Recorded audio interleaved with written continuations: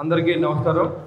ఈరోజు రాష్ట్ర వ్యాప్తంగా పశుగ్రాస వారోత్సవాల్ని ఇక్కడ గేదెల పరిశోధన కేంద్రంలో నిర్వహించడానికి అధ్యక్షత వహించినటువంటి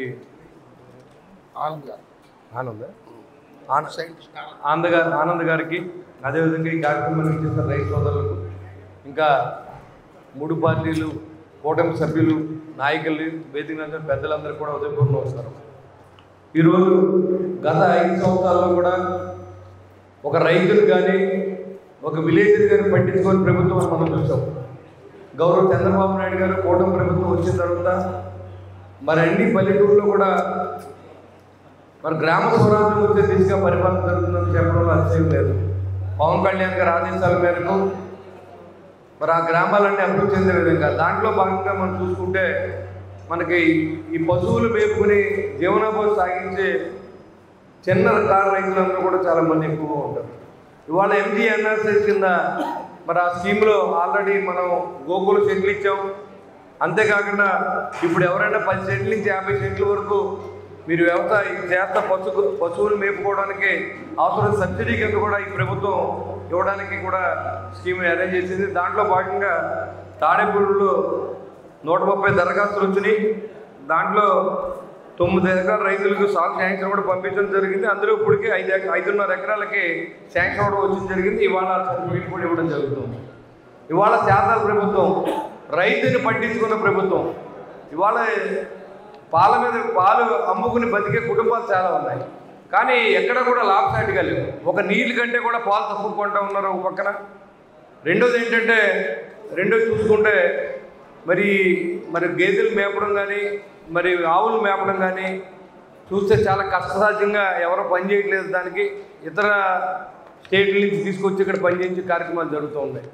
ఇదివరకు గేదెల పరిశోధన కేంద్రంలో మరి ఒక రైతునికి తీసుకొచ్చి వాళ్ళు ఎడ్యుకేట్ చేసి ఏ మేత పెడితే లాభసాటిగా ఉంటుంది, పశువు బలహీన పడకుండా ఉండేందుకు మనం ఏం వాడాలనేది ఎప్పటికప్పుడు ఎడ్యుకేట్ చేస్తూ ఉండేవారు.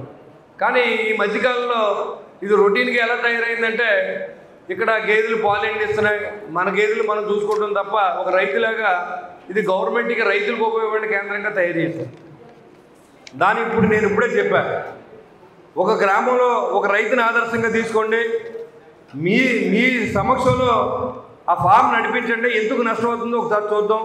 రైతుని కూడా ఎడ్యుకేట్ చేద్దాం. ఈ దగ్గరున్న గ్రామ రైతులు ఎవరైనా ఉత్సాహం ఉంటే పేర్లు ఉండే ఇక్కడ అధికారులు దీంతో పాటుగా రైతు యొక్క ఏదైతే షెడ్ ఉందో మరి దాన్ని కూడా ఫామ్ను కూడా సందర్శించి ఏర్పాటు చేయమని కూడా నేను ఇప్పుడు అడగడం జరిగింది. ఏదో ఇలా పెట్టి 10 మంది రైతులు పోసేసి ఏదో కార్యక్రమం చేసాం, ప్రెస్కి వచ్చిందా లేదని చూసే రోజులు పోయినాయి. ఇవాళ మనం ఏదైనా ప్రాక్టికల్గా చేయవలసిన అవసరం ఉంది. ఇక్కడ ఉన్న స్టాఫ్ని సద్వినియోగం చేసుకోవాలి. ప్రభుత్వ సొమ్ముతో మనకు జీతం ఇస్తున్నారంటే ఆ రైతులకి మనం ఏమైనా న్యాయం చేస్తాం అనేది కూడా మనం ఆలోచన చేసి మరి ఇక్కడ ఉన్న దగ్గరున్న గ్రామాల్లో ముందు తీసుకొని ఒక 5-6 నెలలు మనం ఆ ఫామ్ని మెయింటైన్ చేయండి.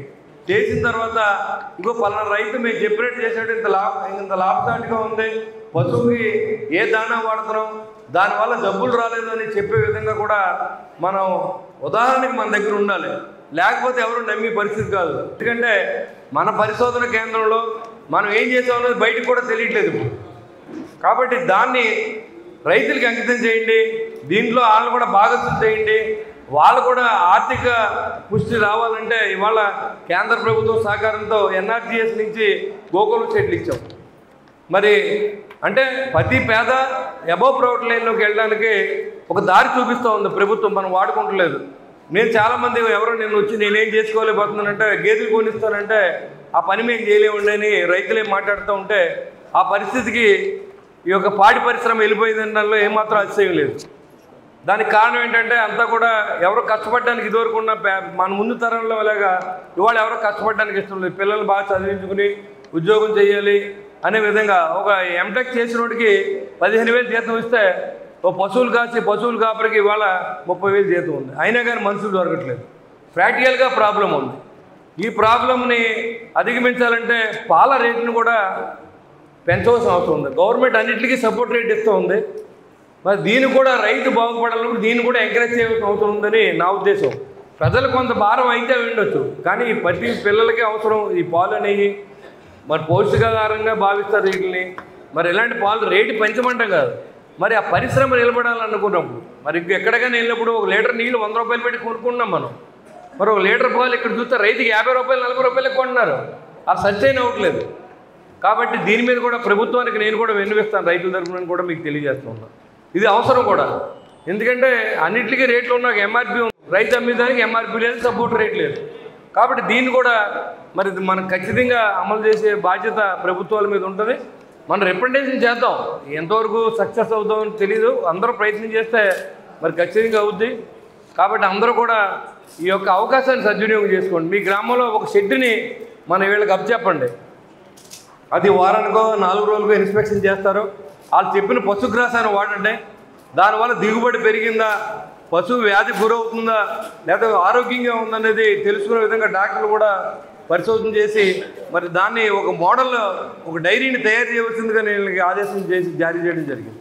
కాబట్టి మనం ఇక్కడికి వచ్చామంటే రైతుకి ఏదో మేలు జరిగేలాగా కార్యక్రమం జరగాలనే ఉద్దేశంతో మనం పనిచేస్తాం. కాబట్టి ఖచ్చితంగా మీరు ఒక ఫామ్ ఇక్కడ ఆయన ఉంది. అది కాకుండా నరసయ్య గారిది ఒకటి, ఆ 2 షెడ్యూల్ని వేసి ఎన్ని మేపాలో అక్కడ చూసి దానికి ఆ పశువుల్ని మేపి వాళ్ళకి ఎంత ఇన్కమ్ అవుతుందో 6 నెలలు పోయి మళ్ళీ అక్కడ పెట్టుకుందాం. ఏ ఫార్మ్స్ అయితే మీరు చూసారో అక్కడ పెట్టుకుందాం. ఇక్కడ కాదు, ఇక్కడ ఎలా మీరు బాగానే చూసుకుంటారు, అది కాదు కావాల్సింది. రైతుల్లోకి తీసుకెళ్ళవలసిన అవసరం ఉంది. కాబట్టి ప్రాక్టికల్గా ఉంటుంది. కాబట్టి ఇది చేయవలసిందిగా నేను కోరుకుంటూ మరి ఈ అవకాశం ఇచ్చిన మీకు, ఇక్కడ విచ్చేసిన రైతు సోదరులకి, ప్రభుత్వానికి ధన్యవాదాలు తెలియజేసి సెలవు తీసుకుంటాం. అందరికి సభకు నమస్కారం. ఈరోజు మరి చక్కటి విషయాలు సైంటిస్ట్గా చెప్పారు. ఎందుకంటే వెంకటరాముడిలో దత్తత తీసుకుని ఈ ఆవులను కూడా మంచి ఆ విత్తనం ఉన్న ఆవులు ఇవ్వటానికి మరి ఇస్తాను అంటమే కాకుండా ఈరోజు ఇక్కడ ఈ పశు గ్రాసాలు మరి భారతదేశం అంతా వెళ్తున్నట్టు చాలా గొప్ప విశేషం.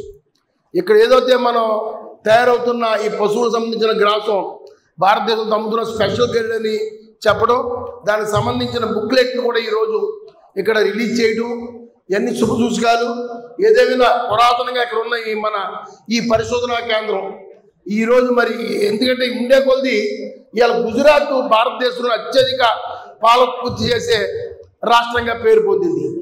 అటువంటి స్థాయికి ఆంధ్రప్రదేశ్ రాష్ట్రాన్ని కూడా ఈ పరిశ్రమ ద్వారా, ఈ పరిశోధనా కేంద్రం ద్వారా తీసుకొచ్చిన రోజున మన ఎమ్మెల్యే గారికి పేరు వస్తుంది. కాబట్టి రాబోయే 4-5 సంవత్సరాల్లో దాని మీద కృషి చేయాలని నేను సైంటిస్టుని, ఇక్కడున్న అధికారులను నేను కోరుకుంటూ, ఇందులో ఒక మంచి గుర్తింపు పేరు కావాలి. 1924 మధ్య దుర్మార్గ పరిపాలనలో మరి ఏవి కూడా ఎవరు కూడా ఎక్కడ ఎటువంటి కార్యక్రమం చేయకుండా అన్ని సంస్థలు పరిశోధనలు నిద్రావస్థలు ఉన్నాయి. ఈ అన్నింటినీ కూడా ఇప్పుడు చంద్రబాబు నాయుడు గారు, పవన్ కళ్యాణ్ గారు ఒక మంచి ఆలోచనతో ఎదురు తీసుకెళ్తున్నారు. కాబట్టి ప్రతి సంస్థ, ప్రతి పరిశోధన కేంద్రం కూడా ప్రజలకు ఉపయోగపడే పనులు చేస్తూ మరి అటు మోడీ గారు ఏమి అడిగినా ఇచ్చే విధంగా భారతీయ జనతా పార్టీ నాయకులు, మా ప్రధానమంత్రి గారు ఇవాళ ఏమి అడిగినా ఆంధ్రప్రదేశ్కి సహకారం అందించే విధంగా ముందుకెళ్తున్నారు. కాబట్టి అది ఉపయోగించుకునే విధంగా ఎదురు తీసుకెళ్ళాలి. ఎందుకంటే నిరంతరం ఏదో ఒక అభివృద్ధి కార్యక్రమం చేయాలని అతి మంచి ఉత్సాహంతో అది కష్టపడుతూ 24 గంటలు తిరుగుతున్న మన ఎమ్మెల్యే గారి కోరిక నెరవేరుగా ఇక్కడ అందరూ అధికారులు పనిచేయాలని కోరుకుంటూ సెలవు తీసుకుంటున్నాను.